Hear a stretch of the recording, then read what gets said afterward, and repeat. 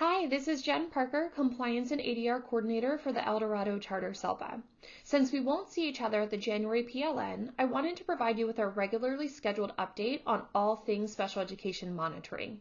In this web module, we will cover both information on current special ed monitoring activities, and we'll take a look ahead at what to expect for the 23-24 monitoring season.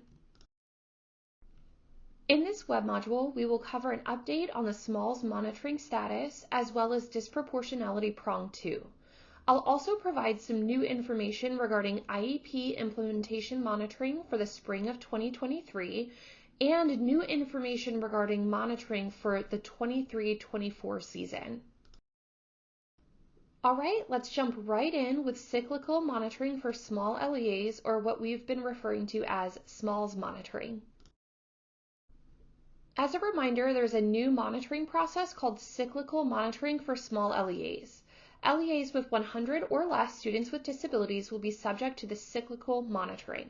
Below you'll see the timeline of activities which extends to the spring of 2023, and you can find more information from the CDE's Small FMTAs unit by following the link here.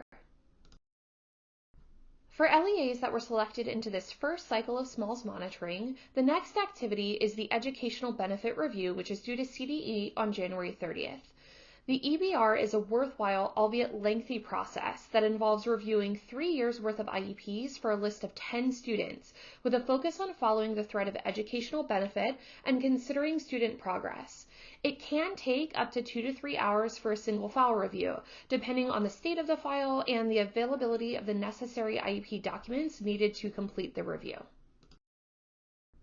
With regard to the EBR, if you haven't done so already, be sure to assemble a multidisciplinary team to conduct the reviews.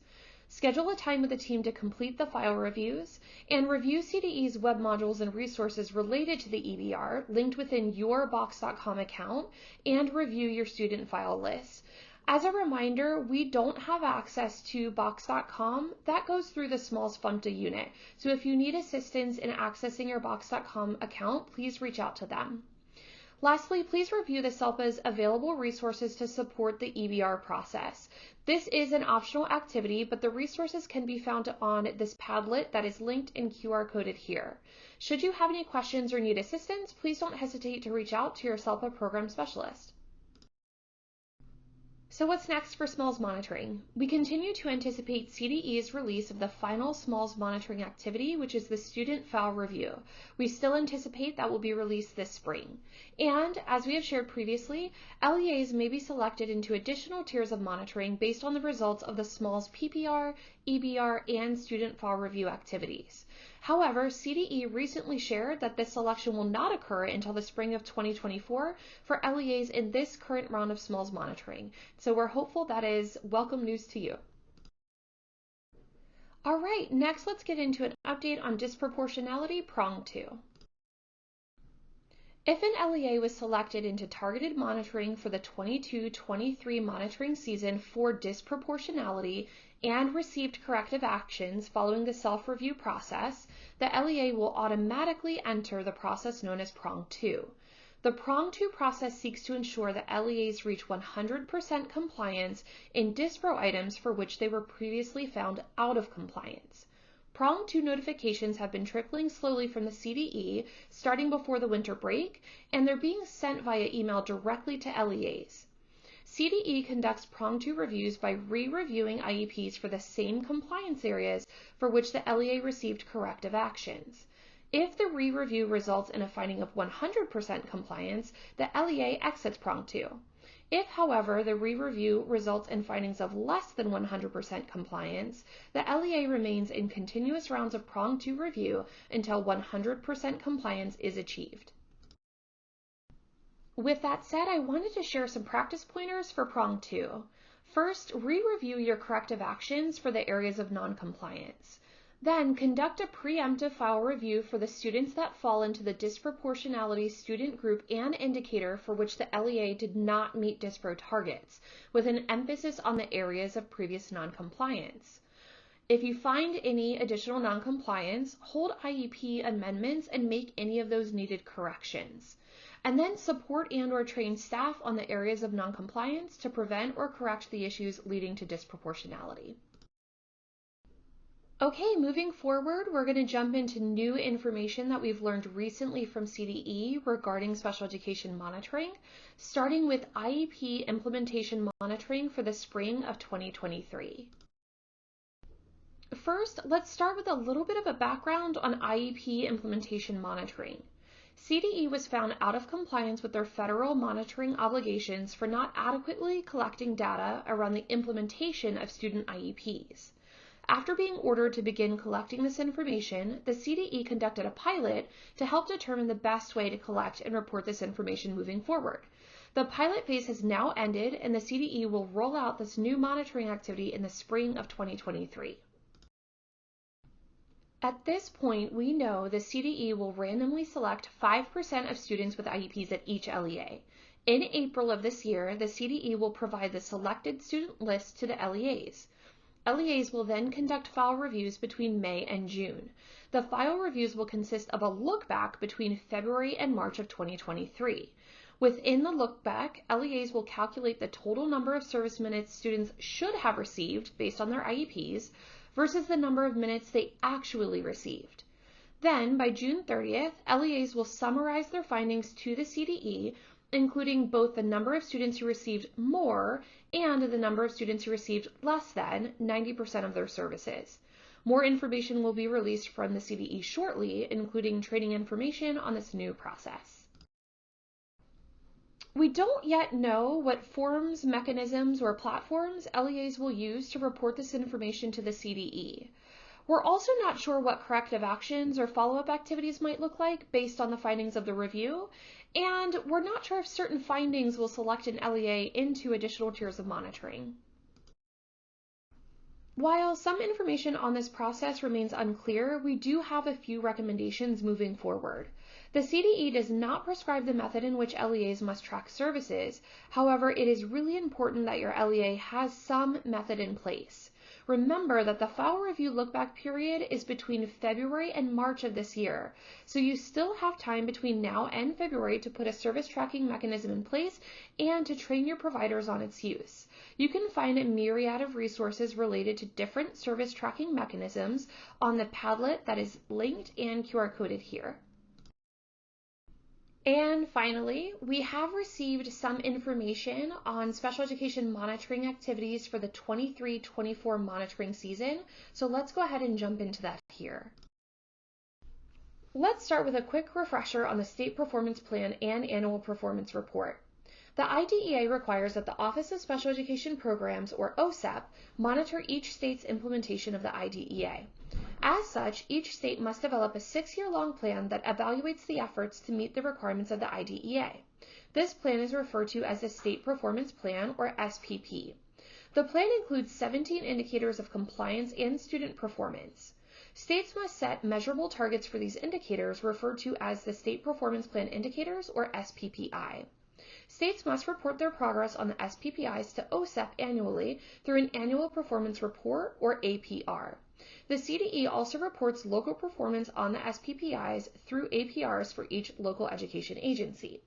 You can find more information on the State Performance Plan and its indicators within the System Improvement Leads resource document called the SPPI Guide.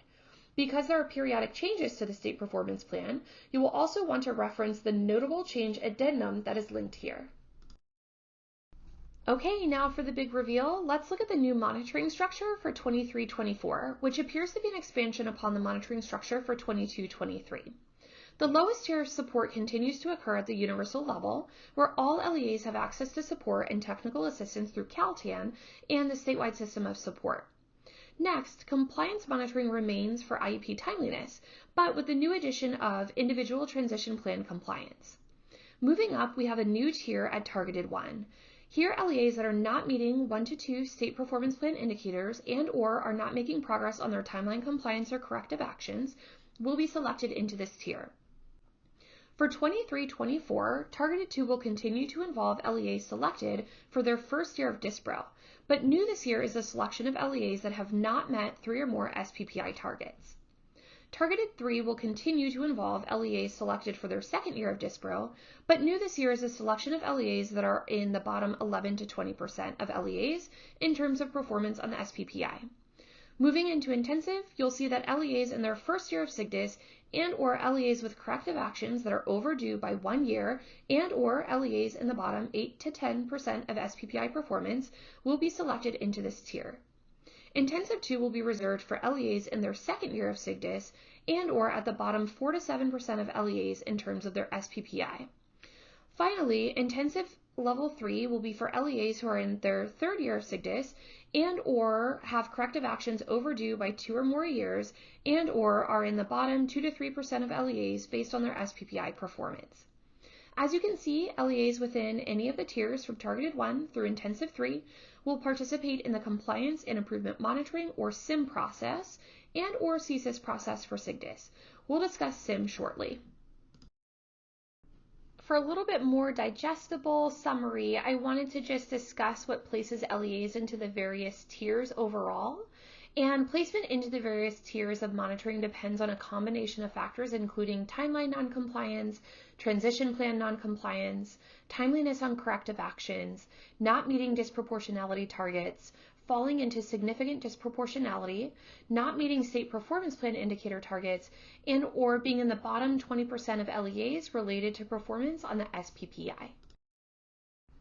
So as I mentioned, all targeted and intensive LEAs will participate in the Compliance and Improvement Monitoring or SIM process or CSIS process for those LEAs falling into SIGDIS. New for this year, the SIM process will now span 3 years. In year 1 of the SIM process, LEAs will participate in 3 distinct phases.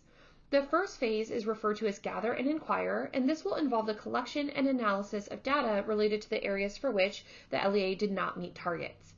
The second phase is referred to as Investigate and will involve a root cause analysis to help the team in understanding the underlying causes related to not meeting targets. At stage 3, referred to as the plan stage, LEAs will develop a plan that focuses on the implementation of 1 to 2 high leverage practices in order to remedy the root causes related to the LEA's failure to meet their targets. Moving into year 2, the LEA will implement their plan and provide updates to the CDE. Finally, in year 3, LEAs will review local data to determine if they are making progress on their measurable outcomes, and they will update their plans accordingly if needed. So what about the universal and compliance only levels? LEAs selected into compliance monitoring will not complete a SIM, but will engage in corrective actions. And then LEAs at the universal level of monitoring have access to the resources, support, and training offered through the California Technical Assistance Network, or CALTAN. Okay, let's talk timelines. For LEAs entering the SIM process in 23-24, it begins with the annual determination notifications, which will be received in March. Then, between March and June, LEAs will engage in the first phase of the SIM process, Gather and Inquire. Between July and September is the second phase of the SIM process, Investigate.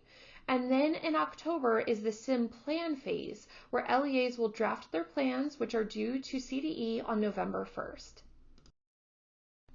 As I mentioned on a previous slide, the SIM process will now span 3 years.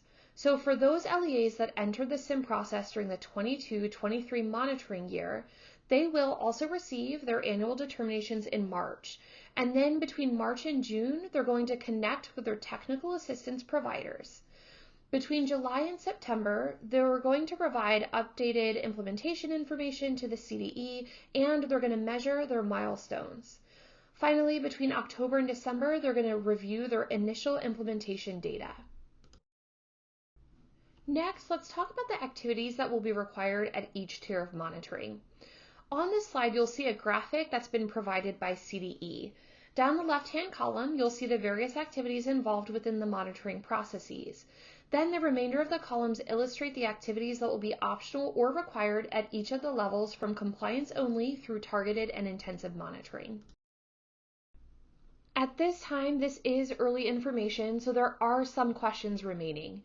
As you saw on the last slide, there are several required activities that are labeled as required assisted and required directed. We're unsure at this time whether those activities will be supported by the SELPA, the technical assistance providers, through the statewide system of support, the CDE, or a combination of the 3. Additionally, we are unclear as to whether multiple SIMs will be necessary if the LEA meets criteria multiple ways under a single tier. So for instance, if an LEA is selected at Tier 2 because they were out for Dispro and they didn't meet 3 or more SPPI targets, will the LEA need to complete a SIM plan for both? We're not sure yet. Okay, that's it. Thank you so much for hanging with me as we went through all of these special education monitoring updates. We'll of course keep you updated via multiple means as more information is received. And as always, we very much appreciate and are inspired by the work that you do in directly supporting students. We definitely recognize the difficulty you experience with balancing that day-to-day support and participation in these activities. Just know that moving forward, we'll offer a variety of direct and resource-based supports to work you through these processes. We're here for you, and if you have any questions in the meantime, don't hesitate to reach out to me, Jen Parker, or your program specialist for additional information and support. Thanks and have a great day.